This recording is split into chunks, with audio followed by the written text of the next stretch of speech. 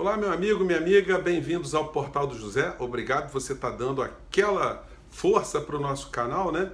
Que o propósito nosso é trazer assuntos diferentes, ou pelo menos abordagens diferentes, porque eu acho que eu tive essa obrigação, né? Eu estudei sempre em universidades públicas e eu acho que eu tenho o dever de retribuir de alguma maneira aquilo que foi me dado, né? E que teve tanta utilidade, tem tanta utilidade para mim, né? Mas vamos falar do assunto aqui do dia, o assunto da hora, que é a Previdência Social. Mas antes, dê o seu clique, dá a voltinha, dá o pulinho, compartilha, bate palminha, mande fluidos positivos. Se você não quiser apertar botão nenhum, pelo menos mande energias positivas, porque eu recebo do lado de cá, tá bom?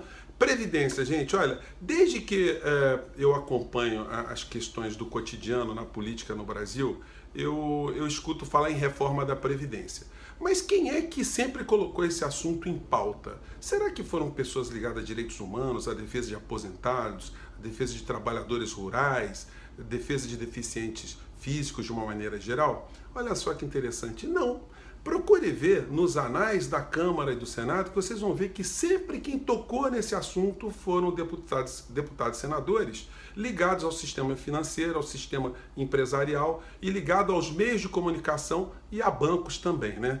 Quando esse pessoal propõe algum tipo de transformação na Previdência Social e, portanto, na Seguridade Social, tem uma coisa muito engraçada que me chama a atenção, né? É justamente gente que não precisa da Seguridade Social que fica querendo mexer na Seguridade Social dos outros, né? É bom lembrar que a Seguridade Social não é uma coisa que nasceu no Brasil. Isso tem raízes lá na Alemanha, quando começou a Revolução Industrial, e que as pessoas chegavam no final da vida totalmente depauperadas, né? As pessoas chegavam sem nenhum tipo de estrutura para trabalhar e nem de sobreviver. Então, a partir de Bismarck, né, na Alemanha, lá no século XIX, se começou a pensar um sistema de proteção dos seus cidadãos daquele país. Os alemães, né, todos que chegavam até o fim da sua vida nessa condição. Esse sistema ele passou a ser popularizado e disseminado para vários países. Em 1930, aqui no Brasil, Getúlio Vargas mexe nessa questão. Assim como o processo de industrialização do Brasil também era nascente, também a organização dos trabalhadores começou também a ter uma atenção com essa questão e também bolar algum tipo de poupança para que não ficasse no final da vida na miséria. Getúlio concentrou isso e fez uma ampliação, transformando esse pensamento de uma previdência social para uma coisa mais ampla, uma seguridade social que abarcasse toda a sociedade brasileira. E vamos lembrar, né, uma sociedade muito desigual, onde milhões de brasileiros tinham saído do sistema da escravidão não fazia muito tempo e não tinham muita perspectiva. Era o Estado Social em ação. Isso vem caminhando durante longas décadas no Brasil, mas tem muita gente que quando olha o orçamento destinado a essa área, fica pensando, pô, será que a gente não pode pegar um pouquinho desse naco e fazer com que bancos administrem esse dinheiro? E esse assunto voltou agora no governo Bolsonaro. O governo Bolsonaro está com Paulo Guedes. Eu tive aqui a curiosidade de dar uma olhadinha aqui no currículo de Paulo Guedes para ver assim, pô, quem sabe nós não estamos enganados, quem sabe Paulo Guedes é um cristão, um homem preocupado com o ser humano, ele está preocupado com você, meu irmão, preocupado com você, vovô, vovó, preocupado com o futuro da nação, né?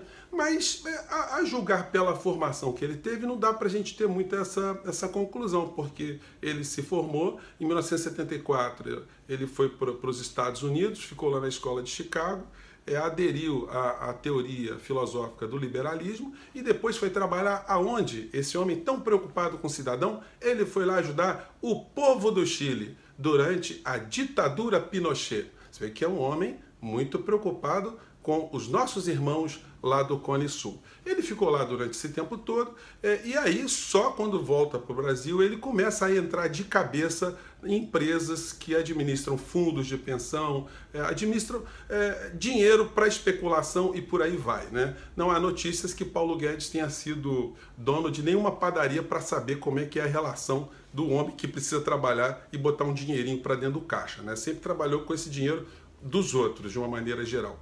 E hoje esse homem é o homem mais importante do Brasil, porque ele é mais importante que Bolsonaro. até na visão do sistema financeiro. O sistema financeiro tem entendido que o presidente Bolsonaro, que tanta gente elegeu para melhorar o Brasil, porque era contra o esquerdismo, contra o petismo, que esse homem veio com a missão de salvar o povo brasileiro em muitas coisas e trazer um bem-estar, porque depois de 40 anos de esquerdismo, como diz esse pessoal, né, estava na hora de fazer alguma coisa pelo povo brasileiro. E quem que vem para fazer alguma coisa pelo povo brasileiro? Paulo Guedes. O mercado está bancando o Paulo Guedes, tanto é que é uma coisa muito estranha. Quando a TV Globo, TV Bandeirantes, Folha de São Paulo, Estado de São Paulo, os meios de comunicação, Jovem Pan, todos eles falam uma linguagem que é necessário fazer reforma da Previdência. E isso é replicado por Paulo Guedes, por Mira Leitão, por Sardenberg e pelos youtubers seguidores de Bolsonaro e de Olavo de Carvalho. Tem alguma coisa que não está batendo. O que é mais incrível é o seguinte: esse pessoal ultradireitista, ultraconservadores, né, eles ficam replicando o discurso, mas parece que eles não entendem nada de previdência social. Eles querem implementar uma política de estrangular o servidor público hoje, o aposentado, o trabalhador brasileiro hoje, para não ter que estrangular lá na frente. É uma coisa surreal, é como se você tivesse que torturar uma pessoa que está saudável hoje, já que lá na frente ela vai morrer mesmo, ela vai sentir dor, né? É uma coisa muito estranha. Então, Paulo Guedes é um homem solidário? Bom, o currículo dele não ajuda muito a gente ter essa conclusão. Então, será que ele está preocupado com você, trabalhador, preocupado com você, aposentado, preocupado com o futuro das pessoas que não tem nada, não tem perspectiva, num país miserável como o nosso? Bom, ele é um adepto da teoria do liberalismo. O liberalismo para países que já conseguiram conquistar benefícios sociais, ele sim tem muita validade, mas em países pré-históricos como o Brasil, como países africanos, você introduzir o liberalismo, esse discurso parece um discurso de esquizofrênico. Vocês conseguem imaginar o liberalismo em Serra Leoa, em Papua Nova Guiné, em Moçambique, em Nigéria, em países subdesenvolvidos? No Brasil, um país que tem um déficit social gigantesco. Presidente Bolsonaro, o senhor diz que não entende nada de economia, mas o senhor diz que é um patriota. Eu acredito no senhor. Eu acho que o senhor devia chamar o Paulo Guedes e falar assim: Paulo Guedes, tem uma solução. Não vou mexer nesse assunto, não. Olha no orçamento, Paulo Guedes, que o orçamento você vai ver que tem quase 50% do orçamento brasileiro que vai para pagar juros. Se você conseguir um acordo com esses banqueiros de, durante 3 anos, não pagarmos esses juros, olha, você tem mais de 1 trilhão e 200 bilhões de reais para ficar de superávit no orçamento. Olha que coisa bacana. Eu que fui chamado de mito nas eleições, eu, Bolsonaro, né? Agora vou confirmar que sou o mito mesmo, até a esquerda vai bater palma. Bolsonaro, se você fizer isso, presidente, eu vou bater palminha, eu vou comprar uma camisa verde e amarelo e vou andar com ela escrito mito, se o senhor pegar o Paulo Guedes e der uma grande enquadrada. Porque ninguém fez isso, né? Nem o pessoal da esquerda mexeu nessa questão. Aliás, presidente, Paulo Guedes é da mesma escola de Meirelles, que foi presidente do Banco Central no governo Lula, né? E de Joaquim Levy, que foi um grande colaborador, um homem muito importante no governo Dilma. Será que não tem alguma coisa errada quando essa turma toda pensa a mesma coisa em governos diferentes? Quer dizer, governos diferentes onde não se muda absolutamente nada? Pessoal, para vocês fica a crítica aí, fica o nosso programa para vocês darem uma pensada, uma refletida e tentarem jogar o foco dessa discussão para o outro lado. A gente está aqui tentando ver qual o miserável que vai ser menos sacrificado nessa reforma da Previdência. Se o foco for deslocado para o orçamento brasileiro, que é dedicado a juros da dívida brasileira, ora, se houver uma boa negociação, o Brasil vai dar um salto triplo espetacular. E vamos ter menos gente sofrendo, né? Porque é melhor você deixar alguns banqueiros, que já tem muito, um pouco tristinhos, do que você jogar milhões de brasileiros na angústia e na depressão, né? Fica aí o recado, gente. Um grande abraço e até o nosso próximo vídeo. Tchau!